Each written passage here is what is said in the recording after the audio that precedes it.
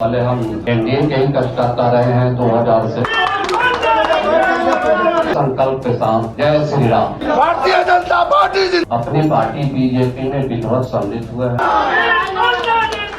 और पार्टी को मजबूत करना है और पुनः इस बार सरकार बनाना है। तो देखिए, इस वक्त की बड़ी खबर निकलकर सामने आ रही है। पशुपति कुमार पारस को बड़ा झटका लगा है, उनकी पार्टी आरएलजेपी को बड़ा झटका लगा है। पूर्व विधायक सुनील पांडे अब भारतीय जनता पार्टी का दामन थाम चुके हैं। इस वक्त की बड़ी तस्वीर निकलकर सामने आ रही है। भारतीय जनता पार्टी के कार्यालय में उन्होंने अपना सदस्यता ग्रहण किया। उनके साथ उनके बेटे संदीप पांडे भी भारतीय जनता पार्टी का दामन थाम चुके हैं। देखिए, 4 बार के विधायक रहे हैं और ऐसे में अब भारतीय जनता पार्टी के साथ चले गए हैं। तो देखिए, इस वक्त की बड़ी खबर निकलकर सामने आ रही है। उनके बेटे संदीप पांडे ने भी बीजेपी की सदस्यता ग्रहण कर ली है। सुनील पांडे जो कि जदयू के पूर्व विधायक रहे हैं, कहा जा रहा है कि तरारी विधानसभा में जो उपचुनाव होनी है उनमें सुनील पांडे के बेटे या फिर सुनील पांडे खुद उम्मीदवार हो सकते हैं भारतीय जनता पार्टी की ओर से,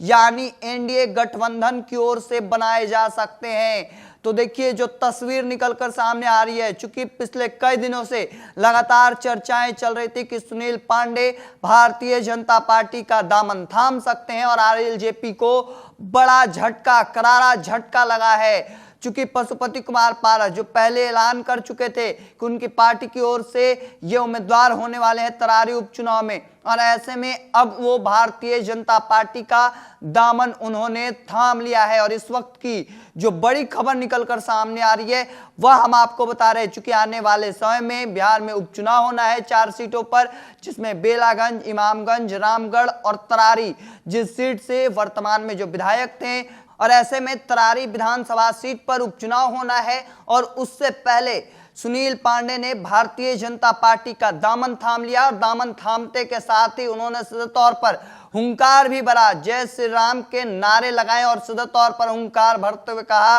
कि आने वाले समय में बिहार में भारतीय जनता पार्टी को जिताना ही हमारी सबसे बड़ी मकसद होगी। तो देखिए, सुनील पांडे ने दामन थामते ही बड़ा हुंकार भरा है। देखिए, उस क्षेत्र में उनका दबदबा कहा जाता है और ऐसे में इस वक्त जो सबसे बड़ा झटका लगा है वह पूर्व केंद्रीय मंत्री पशुपति कुमार पारस को लगा है। चूंकि अब उनके पार्टी के सदस्य रहे, बाहुबली के तौर पर जाने जाते हैं सुनील पांडे, जो भारतीय जनता पार्टी का दामन थाम चुके हैं। एक कई तस्वीरें निकलकर सामने आ रही हैं जिसमें खुद सदस्यता दिलाते नजर आ रहे होंगे आपको। भारतीय जनता पार्टी के जो प्रदेश अध्यक्ष हैं दिलीप जायसवाल, वह उनके साथ नजर आ रहे होंगे। बड़ी संख्या में कार्यकर्ताओं के साथ उन्होंने भारतीय जनता पार्टी का अब दामन थाम लिया। उनके साथ उनके बेटे संदीप पांडे भी नजर आ रहे होंगे।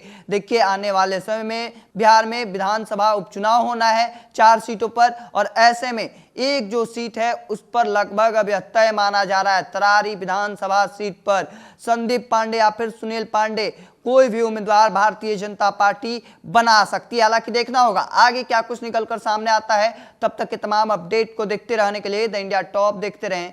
धन्यवाद।